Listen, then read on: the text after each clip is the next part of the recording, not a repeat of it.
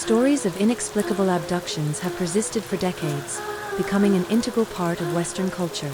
Unfortunately, this has eliminated much of the details surrounding these events, including weird phenomena experienced prior to, during, and even after the abduction.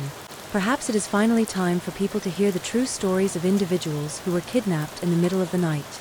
Since the 1961 case of Barney and Betty Hill, so-called alien abduction stories have largely followed a familiar pattern: flashes of light, lost time, and haunting, dreamlike memories of grim medical procedures and experiments, despite skeptics claiming that these similarities point to fabricated experiences. Believers argue that such consistent details across so many tales point to something real, but with time, the frequent retelling of these stories has obscured many of the original specifics, much like a copy of a copy. Only the broad strokes remain intact to fully comprehend these experiences.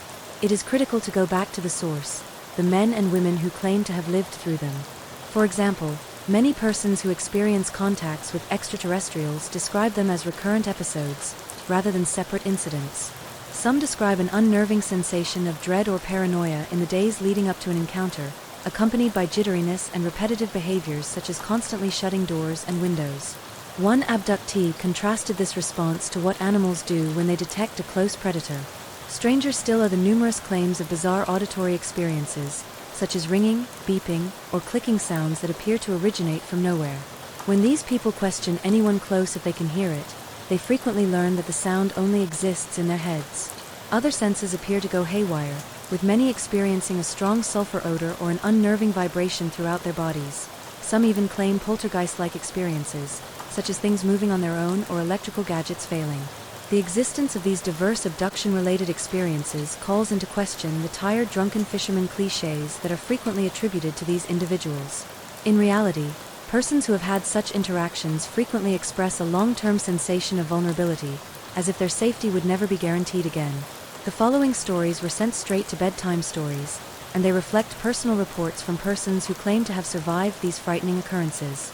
A man going by the alias Joe Keel wrote to us about an incident that occurred in 1989 while he was a student at Bristol University in England.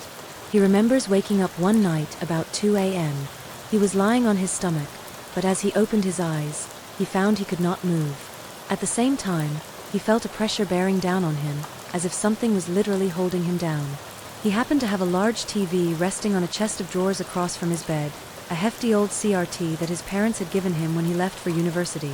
Its enormous screen mirrored the faint glimmer of the street lamps outside. Joe's sleepy eyes focused on a dark, strange form sitting on his back.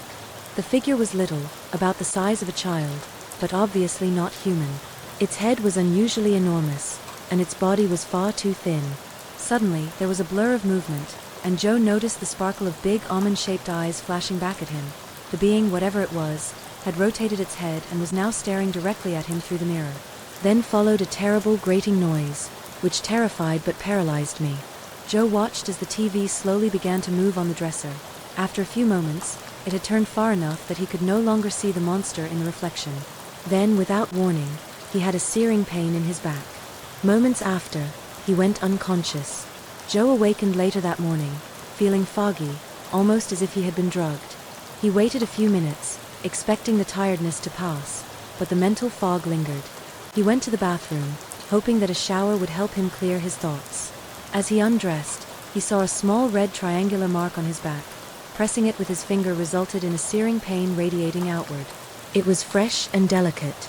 This discovery disturbed him. He awoke with a foggy remembrance of the weird monster from the night before but dismissed it as a bizarre dream.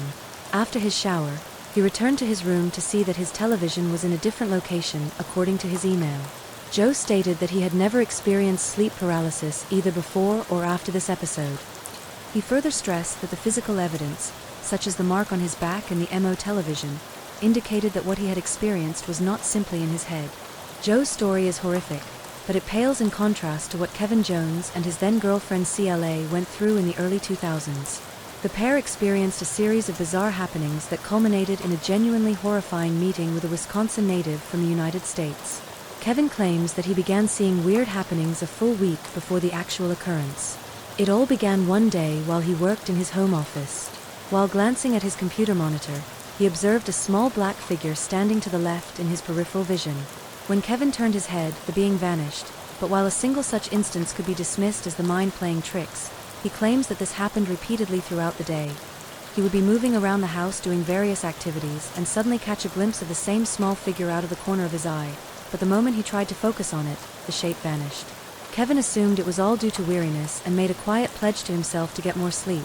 But one night he decided to discuss the issue with CLA and was surprised to learn that she too had been experiencing the same thing. Despite their best efforts, neither could shake the feeling that they were being observed. Things worsened during the next week, with artwork falling from walls and objects falling from shelves. In all circumstances, no one would be near them. The couple returned home twice to find their sofa cushions arranged in weird pentagon forms on the living room floor. Before long, the pair's frequent jokes about the property being haunted took on a darker, more menacing tone. They experienced an encounter that neither of them could easily dismiss. One night, they were sitting in the living room, CLA watching TV and Kevin reading a book. Kevin suddenly heard a metallic beep, as if someone was tapping Morse code. As unusual as the sound was, its origin was even stranger than the fact that his ears caught it. He maintains to this day that the noise came from inside his head, as if it sprang from the very heart of his brain. After the roar subsided, CLA glanced at him and asked, "Did you just hear that?" Her face was confused, but neither of them could figure out where the sound had come from. Strangely, the couple's 2 dogs had no reaction to it. However, as far as they could tell, nothing else was wrong, so the couple went to bed as usual. However, when they awakened the next day, they both knew something was amiss. CLA complained of a hurting region on her stomach right below her navel, and Kevin felt uneasy and detached for reasons he couldn't understand. In the weeks that followed, they both had unusual and vivid dreams about weird-looking persons. Eventually, the pictures of the figures became so persistent that Kevin had chronic sleeplessness while his waking life deteriorated. He chose to see a hypnotherapist to help him sleep better, but when he informed them about his dreams, the therapist couldn't help but be concerned. In fact, they recommended that Kevin undergo hypnotic regression. Kevin reluctantly consented, and the two shared the following memories from the night the couple heard the weird metallic beeping noise. Kevin was awoken by an ancient thump. When he opened his eyes, he saw he was lying on his back, completely paralyzed. He saw a black shadow standing at the end of the bed, and from the corner of his eye, he noticed that CLA was not lying next to him. Instead, the sheets were swept aside as if she had gotten up in the middle of the night. Then Kevin heard a rustle of movement. Another small black figure was moving to the side. He tried to turn his head and address the figure, but it wouldn't move. Suddenly, he felt himself being hoisted up. As a result, he rotated onto his side, gazing directly at the other black form, but it was no longer at the side of the bed. Instead, it was slowly heading out the bedroom door, and that's when he noticed CLA. She was floating barely above the floor, dragging a figure with her like an invisible rope. Like Kevin, she appeared to be awake but immobile. All she could do was stare skyward, terrified and helpless.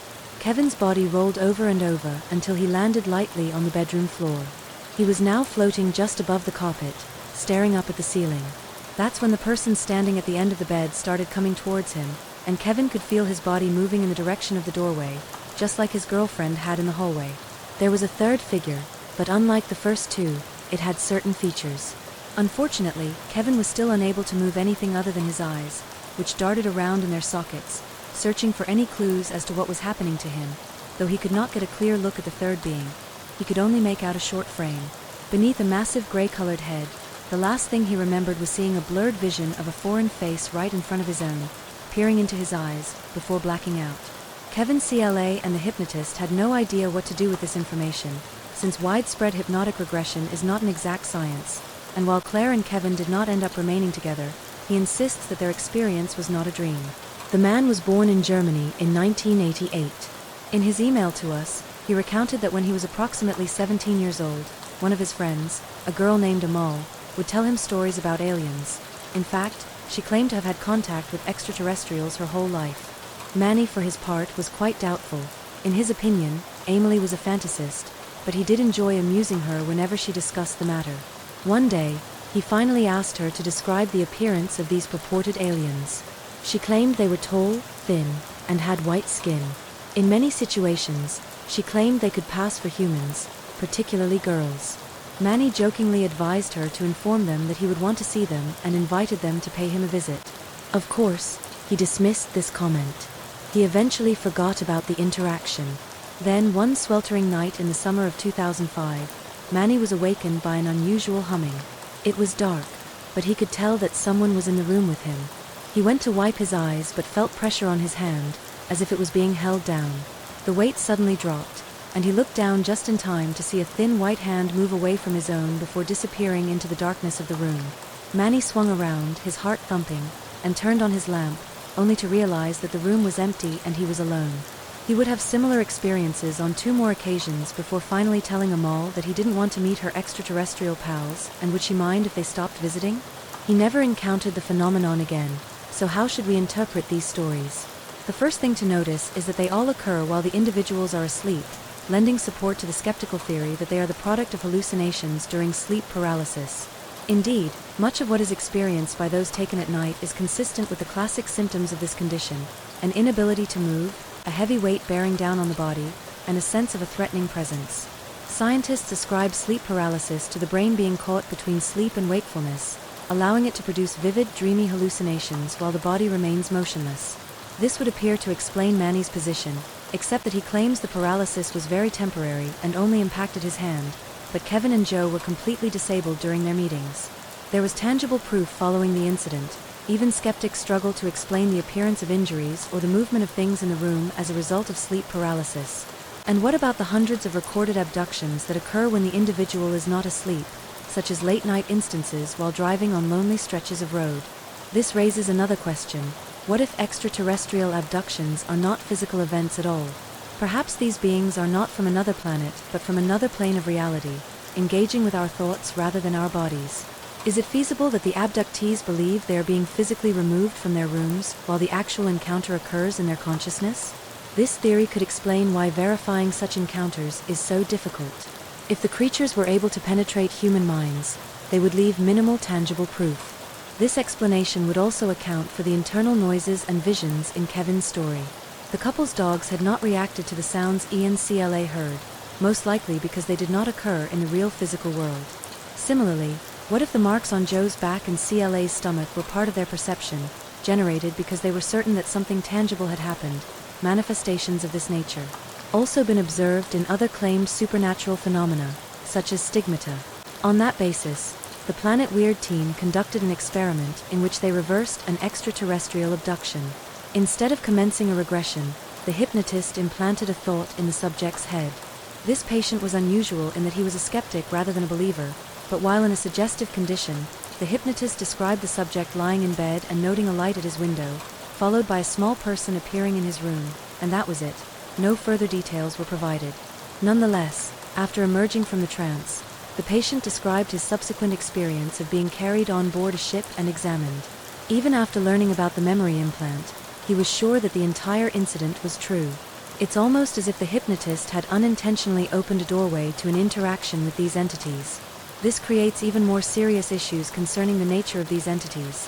Some believe the Greys are spiritual beings, possibly devils, rather than extraterrestrials. For example, there have been accounts of abductees invoking the name of Christ, which immediately stops their experience, leaving them alone and uninjured. The odor of sulfur, a traditional indicator of demonic presence, is also frequently observed during such experiences.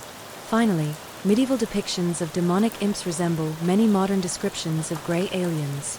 Perhaps the difficulty in proving so-called alien encounters stems from the fact that they do not take place in the actual world.